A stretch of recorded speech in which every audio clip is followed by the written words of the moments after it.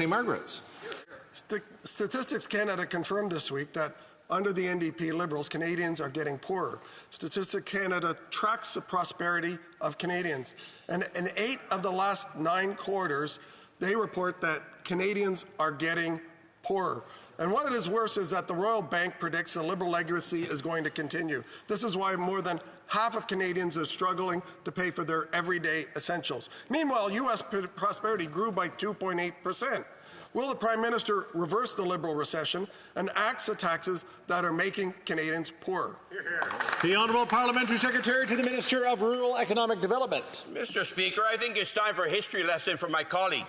You know, our government since 2015, we've invested in Canadians, we've invested in the Canadian economy, we've invested in the business world, we've invested in our community organization.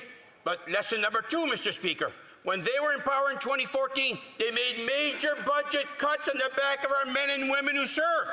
Do you remember they closed 9 veteran offices right across the country, one of which was in Nova Scotia? But good news, Mr. Speaker, yesterday was the 8th anniversary of the reopening of the veteran office in Nova Scotia.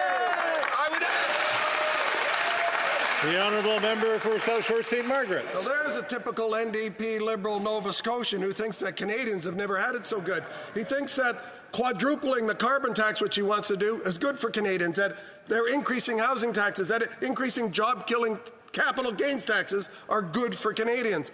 Well, let me tell you what The Economist says. The Economist says now that Canada is poorer than Alabama, the 4th poorest state in the U.S. The Economist also says that over the last 5 years, the U.S. economic growth has doubled Canada's. The Financial Post says Canadian standard of living decline is the worst in 40 years. Will the Prime Minister axe the taxes that are making Canadians... The Honourable Parliamentary Secretary. Mr. Speaker, you know what the Conservatives are talking about right now? They're talking about making cuts. The question is, what cuts is he going to be making with his leader and his government? So they want to make cuts to child care.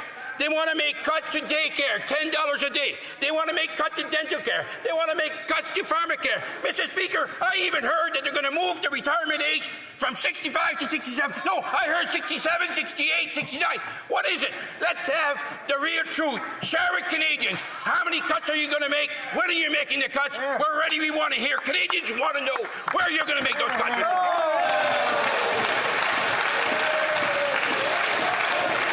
The Honourable Member for Calgary-Shepherd. Canadians are struggling with skyrocketing costs on everything from groceries to gas, and now we see the toll it's taken on our economy. Statistics Canada confirms what families already know. This NDP Liberal coalition is not worth the cost. GDP per person has dropped 8 out of the last 9 quarters. Meanwhile, in the U.S., GDP grew by nearly 3% last quarter. Why? Because NDP Liberals keep taxing Canadians into the ground with their hikes on the carbon tax, the housing tax, and the job-killing capital gains tax. So will the Prime Minister finally axe these tax hikes that are driving Canadians into poverty? The Honourable Parliamentary Secretary to the Minister of Public Safety.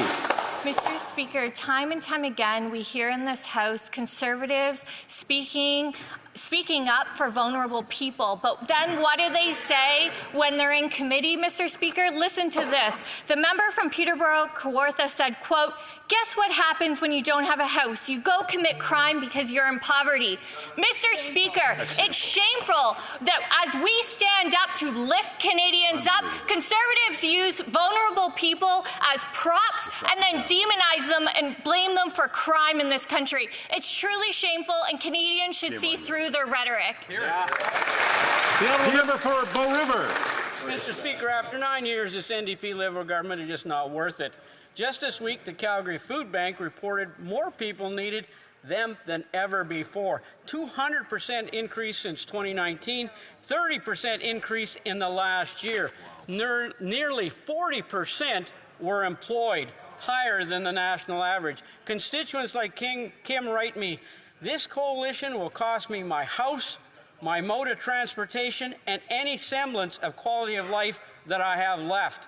Will the Prime Minister give Canadians relief and call a carbon tax election? Great question. The Honourable Parliamentary Secretary to the Minister of Innovation. Mr. Speaker, I have one word: hypocritical.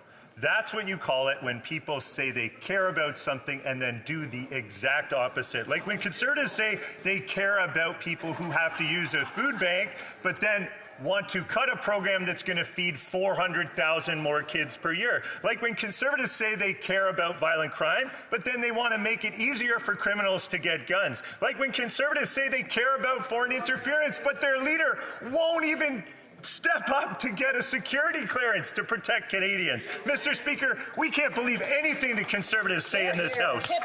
The honourable member for Portage-Lisgar. After 9 years, it's clear this NDP Liberal government is simply not worth the cost. Food Banks Canada now states that the need for their services is spiralling out of control. In Manitoba, food bank usage has increased 122% since the pandemic, with over 50,000 people relying on them each month. The CEO of Harvest Manitoba says that this is absolutely unprecedented.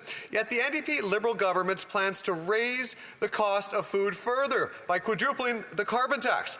So when will the Prime Minister simply end the pain and let Canadians vote in a carbon tax election? Great question. The honourable parliamentary secretary to the Minister of Environment. Thank you, Mr. Speaker. The Hunger Report from Food Banks Canada is an important document, and I hope my colleague opposite actually reads it, because they make 4 recommendations. Rebuild the social safety net, invest in truly affordable housing, support lower-income workers, and address the northern and remote food insecurity issue. That's 108 pages, Mr. Speaker, but it doesn't mention the carbon tax once. You know why? Because they know that the Canada Carbon Rebate achieves those 4 things. It invests in lower-income Canadians. It makes sure that food insecurity is addressed for those communities, Mr. Speaker. If the member opposite wants to quote the food banks, he ought to read the report and make the same recommendations those poverty elimination experts do.